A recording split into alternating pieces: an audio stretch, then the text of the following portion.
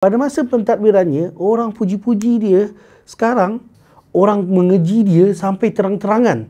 Sampai dia kata sikit-sikit je, ni salah Jokowi. Tak pernah ada presiden sehina ini. So, Presiden Indonesia yang ke-7, iaitu Joko Widodo atau lebih mesra dikenali sebagai Jokowi, telah menjadi Presiden Indonesia dalam dua penggal. Beliau mempunyai dua timbalan yang berbeza, Yusuf Kala, Ma'ruf Amin.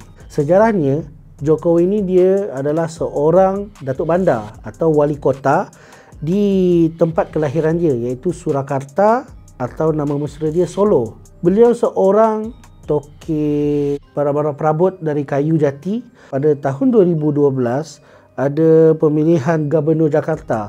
Sebagaimana kita tahu, Jakarta ni dia ibu negara. Jadi sesiapa yang menjadi Gubernur Jakarta ni ada peluang untuk menjadi lebih tinggi lagi, bahkan masuk ke kabinet, kementerian atau mungkin jadi presiden. Pada masa itulah Jokowi ini dipadankan dengan orang dari Bangka Belitung, iaitu Basuki Cahayapurnama atau lebih mesra dikenali sebagai Ahok. So Jokowi dengan Ahok ini dia partner untuk jadi timbalan Gubernur Jakarta. Pada masa tu saya ingat lagi, saya tengah kuliah di Jakarta. So Jokowi ni dengan Ahok ini dia famous sebab dia mesra rakyat. Kemudian dia rela turun ke longkang, gerobak-gerobak orang jual-jual makanan itu kan untuk makan sekali.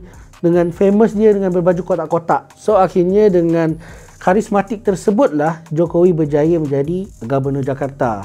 Namun hanya 2 tahun sahaja. So pada masa 2014 itulah Jokowi ini diminta oleh parti dia sendiri, iaitu PDIP, pimpinan Megawati Soekarno Puteri, untuk menjadi calon presiden. Masa tu dia digantikan dengan ex timbalan Presiden Indonesia sebelumnya, iaitu Yusuf Kala. Dengan karismatik beliau semasa menjadi gubernur di Jakarta itu, ramai pengundi yang memilih Jokowi partner dengan Yusuf Kala ini. So, selepas menjadi presiden di penggal pertama, banyak jugalah kemajuan yang telah dia buat untuk Indonesia. Sebelumnya memang Presiden Indonesia ni dia fokus kepada daerah-daerah di luar Pulau Jawa. Tetapi Jokowi ini lebih memberi fokus sebagaimana telah membina satu lebuh raya di Pulau Sumatera dan juga telah membina satu bandar baru yang akan menjadi pusat pentadbiran negara di IKN di Pulau Kalimantan, dan juga memberi fokus kepada Pulau Papua yang mana sebelumnya tak ramai presiden memberikan fokus seperti Jokowi tersebut. So dengan istilah Indonesia presiden yang merakyat itulah Jokowi berjaya mencuri panggung politik negara sehingga kembali dipilih menjadi presiden buat kali kedua, dan kali ini bersama Ma'ruf Amin, orang yang bukan pakar dari politik tetapi orang di bidang agama itu sendiri. Pada masa inilah kontroversi tersebut mula. Dia telah menempatkan beberapa ahli keluarganya, sama ada yang dekat atau yang jauh, di dalam pentadbiran negara. Sebab yang paling terkenalnya adalah Mahkamah Konstitusi atau kita boleh sebut sebagai Mahkamah Perlembagaan di negara. Dia telah menempatkan adik ipar Jokowi itu sendiri menjadi Hakim Agung di sana. Di mana Mahkamah Konstitusi ini dia memutuskan bahawa sebelumnya yang boleh jadi presiden dan timbalan presiden harus 40 tahun ke atas. Namun tiba-tiba sebelum Jokowi ini meletakkan jawatannya sebab dah habis penggal pemerintahannya, Mahkamah Konstitusi telah memutuskan boleh di bawah 40 tahun.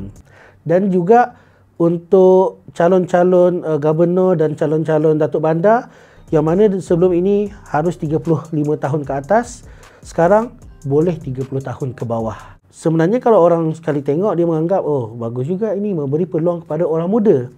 Tapi secara tidak langsung telah memberi panggung politik siri kedua kepada dua orang anak lelaki Jokowi, iaitu Gibran Rakabuming untuk menjadi calon timbalan presiden dan juga Kaisang Pangarep untuk menjadi calon datuk bandar dekat Solo. Itu belum lagi ditambah dengan kenapa IKN itu dibina jauh gila dari pusat keramaian atau akses. IKN iaitu Ibu Kota Nusantara itu adalah pusat pentadbiran yang baru. Sebagaimana kita dahulu Kuala Lumpur, sekarang kita dah ada Putrajaya sebagai pusat pentadbiran yang baru.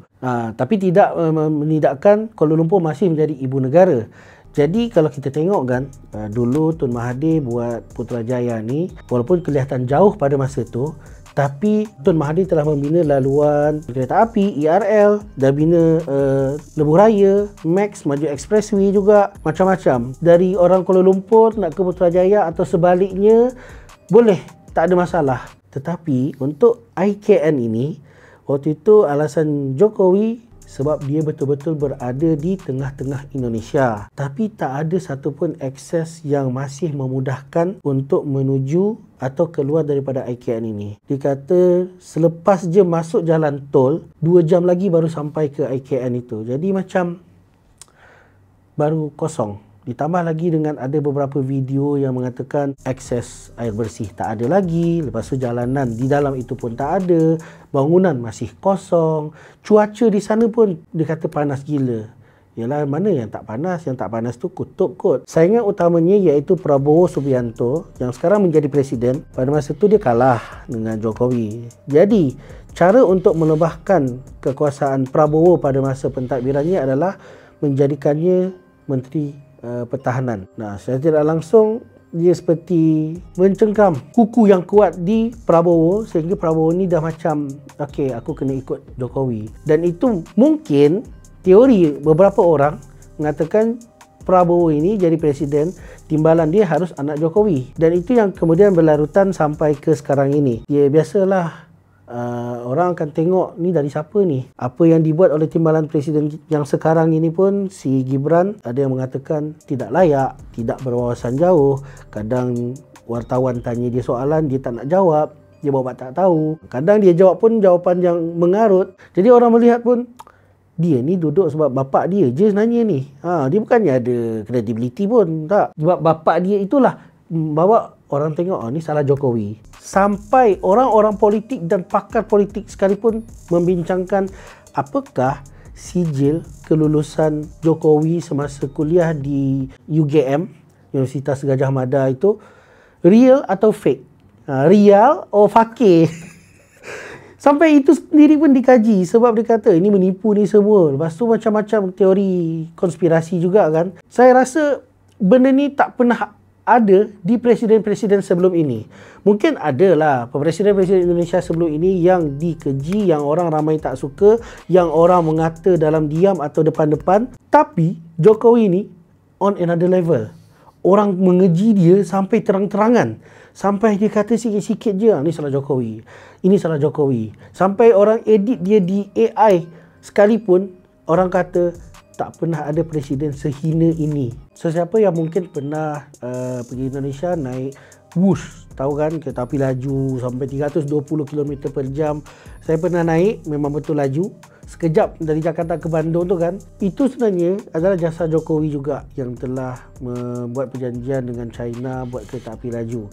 Tapi itu menjadi satu kontroversi juga bagi rakyat Indonesia kerana kos pembinaan Wush itu sendiri pun dikhabarkan masih hutang, dan juga kos itu sebenarnya boleh digunakan untuk membina infrastruktur yang lain. Sementara Wush ini hanya boleh menghubungkan dari Jakarta ke Bandung sahaja. Itu pun sebenarnya tak sampai Bandung sangat. Macam kita dari KL nak ke Ipoh, tiba-tiba turun dekat Taiping. Ditambah lagi dengan tiket nak naik Wush ini mahal. Lebih kurang dalam RM200,000 macam tu kan. Bagi rakyat Indonesia, itu dah mahal dah. Dengan pendapatan purata per kapita negara pun kita tahu macam mana. Ada satu kajian yang mengatakan bahawa penyumbang terbesar Wush ini adalah orang-orang kita, orang-orang Malaysia. Dia nak rasa macam mana nak naik Wush ini. Jadi terima kasihlah ya pada orang Malaysia sebab naik Wush. Itu dah jadi terbalik dah sebenarnya. Yang mana sepatutnya orang-orang Indonesia ada kemudahan awam itu, orang Indonesia yang kena meramaikan lagi. Dia yang menyumbang. Tapi ini tak. Ini orang Malaysia nak memilih dari Jakarta ke Bandung, terailah naik Wush. Orang kita yang ramai. Terbalik tak rasanya tu? Itulah dia, Presiden Indonesia yang ke-7, Joko Widodo, yang dahulu orang puji dia, sekarang ni orang dah keji dia. Ada lagi presiden yang sebaliknya. Saya pernah menceritakan mengenai B.J. Habibie, adalah presiden yang pada masa pentadbirannya orang tak suka. Orang mengeji dia sebab dah lah tak ada background politik. Lepas tu memandai-mandai buat sesuatu yang di luar norma kebiasaan presiden. Namun selepas dah meninggal, ramai pula yang tiba-tiba terima kasih dan menyesal. Betul jugalah apa Habibie buat ni.